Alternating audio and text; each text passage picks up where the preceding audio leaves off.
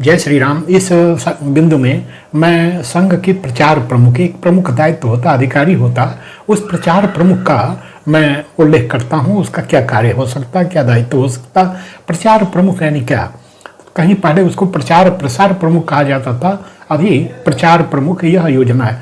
अखिल भारतीय स्तर पर प्रचार प्रमुख हैं, उसके नीचे क्षेत्र स्तर पर प्रचार प्रमुख हैं, प्रांत स्तर पर हैं, विभाग स्तर पर हैं, जिला स्तर पर हैं, कह सकते हैं कि खंड स्तर पर भी प्रचार प्रमुख हो सकते। तो इन सब का क्या दायित्व हो, इसकी मैं चर्चा करूंगा। पहले संघ के पास अपना कोई ग्रंथ, कोई दर्शन, कोई पुस्तक नहीं होती थी। बाद में डॉक्टर जी की एक मोटी वाली जीवनी, वही अपने पास साहित्य था।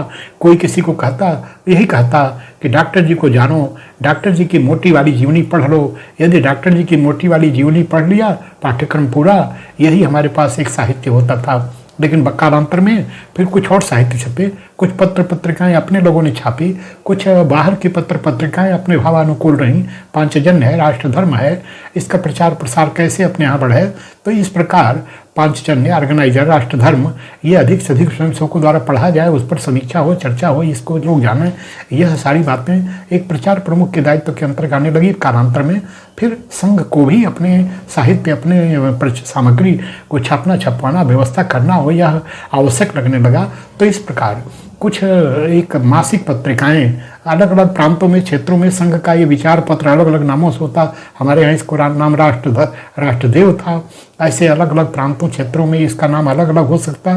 तो हर जिले की, हर प्रांत की अपनी अपनी एक ऐसी एक विचार पत्र होता, जिसमें स्वयंसेवकों के लिए खुराक होती। एक मासिक स्तर पर, एक कह सकते हैं, या फिर त्रैमासिक स्तर पर एक पुस्तिका, जो शाखा की एक सबसे महत्वपूर्ण पुस्तिका होती, वह शाखा पुस्तिका होती। उस शाखा पुस्तिका की व्यवस्था करना, यद्यपि बौद्धिक प्रमुख उसकी संपूर्ण सामग्री को तैयार करते, लेकिन उसको छपवाना, वितरण करना, ये प्रचार प्रमुख का दायित्व हो सकती। यही नहीं, संघ को बाहर के लोग जाने, यानी संघ पहले तो ये विचार करता कि हम केवल मौन तपस्वी साधक बनकर और ऐसे हम कार्य करेंगे। लेकिन कालांतर में उसको हुआ कि लोग इसका गलत अर्थ न लें, तो इसको फिर संघ को लोग जाने, समाज जाने, इसको ये प्रचार विभाग के काम के जिम्मे रखा गया। यानी संघ के छोटे छोटे कार्यक्रमों पर भी, वैसे तो अपने यहाँ पुराना एक कहावत, लेकी कर दरिया में डाल, ये हातिमताई के 7 सवालों का एक सवाल, लेकिन अपने यहाँ फिर हुआ कि नेकी कर दरिया में डाल, ये इससे काम नहीं चलेगा। जंगल में मोर नाचा, किसने देखा? तो अब जब मोर नाचेगा तो उसको समाज देखे, जब वो देखने के लिए प्रस्तुत हो, तब मोर को नाचना चाहिए।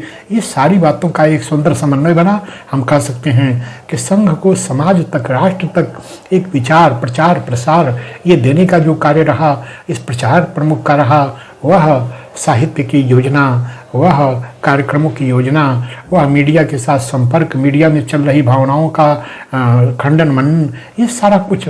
जैसे संघ, आप किसी की पार्टी में एक कह सकते हैं कि एक प्रवक्ता हुआ करते हैं, हमारे यहाँ विचार प्रमुख पत्र, ये इसको देखने वाला जो प्रचार प्रमुख है, वो भी इस भूमिका को अपनाता है। यदि आवश्यक पड़ता तो स्वयं मुखर होकर और संघ के दर्शन, संघ के विचार को रखता है, लोगों को इसके माध्यम से रखवाने की योजना करता है। यही नहीं कि अकेला कोई प्रचार प्रमुख है वही इस काम को करे, तो वह अपने संपूर्ण शाखा के स्वयंसेवकों में इस प्रचार विभाग की योजना करके और इस संघ के दर्शन को समाज तक, राष्ट्र तक और सब तक, सर्वदूर तक पहुँचावे, यह प्रचार प्रमुख का काम है। इस बिंदु को मैं थोड़ा संक्षिप्त रखता हूं। और प्रचार प्रमुख का काम निसंदेह संघ को समाज, राष्ट्र तक पहुंचाने की भूमिका में एक बड़ा दायित्व है। वे इस दायित्व को कुशलतापूर्वक निर्वहन करते हैं। यह है प्रचार प्रमुख का काम। आज अखिल भारतीय प्रचार प्रमुख के नाम पर जो भी हमारे अधिकारी हैं, वे इस काम को बड़ी योग्यता के साथ करते हैं। उनके कार्यों को देखकर और हम इस विभाग और इस दायित्व को समझ सकते हैं। यदि चर्चा अच्छी लगी तो वीडियो को लाइक कर, चैनल को सब्सक्राइब करने कृपा करें।